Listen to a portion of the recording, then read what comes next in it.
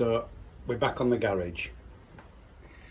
Put the heater on because I'm going to come in a bit later and do some work on the car, but I've got to put it on for like 2 hours. Now the problem is the garage door.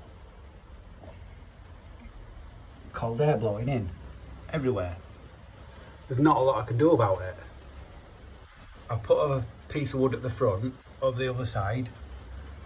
I've spray foamed it cowboy style, which I hate spray filler foam, but at some point I'm going to replace it, but not yet. I'm just not ready for an electric garage door. More air coming through. I could buy some insulation for this, but I think I've got a solution. Let me nip to a Walmart and find what I'm looking for, and then I'll come back.